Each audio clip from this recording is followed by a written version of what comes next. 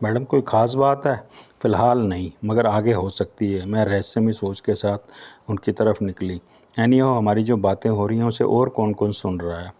In fact मैं जो बोल रही हूँ उसे मेरी सहयोगी एयर होस्टेसेस सुन रही हैं मेरे पास खड़ी, मगर आप जो कह रही हैं उसे सिर्फ मैं ही सुन रही हूँ और कोई नहीं। वो कैसे? मैम मेरे कानों पे ईयरफोन लगा है, आपकी आवाज़ सिर्फ मुझ तक ही पहुँच रही है, और मैं जो कह रही हूँ वो ये मेरी एयर होस्टेस फ्रेंड सुन रही हैं। रियली मैं हर्षित हुई। मधु सुनो, अब के बाद मेरे केबिन में तुम्हें जो कुछ भी सुनाई देगा वो तुम सुनोगी और मुझे बताओगी। ओके? ओके, बट मैं ऐसा क्या सुनूंगी जो आप नहीं सुनेंगे? मधु हैरान हुई, क्योंकि मैं कॉलिंग स्विच ऑन करके तुम्हारी तरफ आ रही हूँ। मेरी गैर मौजूदगी में तुम्हें कुछ सुनाई पड़ सकता है जिसकी रिपोर्ट मुझे चाहिए। ओके, मगर मामला क्या है? मामला सीरियस है, प्लेन में कुछ क्रिमिनल मौजूद है और आने वाले समय में काफ़ी कुछ हो सकता है, होगा, मगर ये बात सिर्फ मेरे और तुम में रहनी चाहिए। हाँ, तुम में यानी स्टाफ में। ओह वाट? मधु उछली। क्रिमिनल? फिर घबराई। घबराओ नहीं, जब तक मैं हूँ तब तक कुछ नहीं होगा। आप एक नई नवेली दुल्हन क्या कर लेंगी? दुल्हन जब तक गांठ ना खोलने दे तब तक दूल्हे कुछ नहीं कर सकते। शिट, ये भी कोई बात ही? मधु बेसाख्ता हंसी, मगर हंसी में छिपा डर साफ झलक रहा था। बस ऐसे ही हंसती रहो, किसी को शक ना पड़े कि प्लेन में गड़बड़ है। ओके, मधु का तेज स्वर। राइट, मैं आ रही हूँ। याद रहे, केबिन में जो सुनो वो तुम तक और सिर्फ मुझ तक। Is that clear? अपनी फ्रेंड्स को नहीं बताना तुमने। क्लियर। उसकी आवाज़ पर मैं स्विच ऑन छोड़कर वहाँ से हटी। एक नज़र विलियम का मुआयना कर मैंने बार में से मिनरल वाटर की बोतल निकाली। उसका ढक्कन खोलकर मैंने बोतल बेड पर कुछ इस ढंग से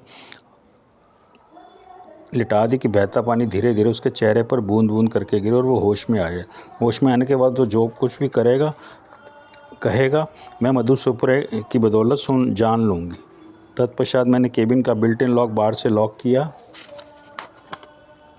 और चाबी अपने टीवी कैबिनेट जैसे क्लीवेज में ठूंसती मधु सपरे की तरह निकल ली। साथ ही मेरी नज़र दो अंग्रेज़ों पर पड़ी। बाएं मुड़ते हुए फर्स्ट क्लास के पैसेंजर पर मैं दाएं बाएं निगाह डालती, पैसेज वे भी पूरा करती कि अपनी दाईं तरफ वाली दो सीटों पर मुझे वो युवक कुछ इलेक्ट्रॉनिक गैजेट से छेड़छाड़ करते नजर आए। Excuse me, what is this? मैं सहसा झुकी और मैंने एक लंबा सा नली नुमा गैजेट हाथ में लेकर एक फॉरेनर से पूछा। वो तकरीबन 3 फुट लंबी राइफ़ल की नॉल जैसा यंत्र था जो दोनों तरफ से खुला था और दोनों तरफ माइक नुमा जाली सी बनी हुई थी।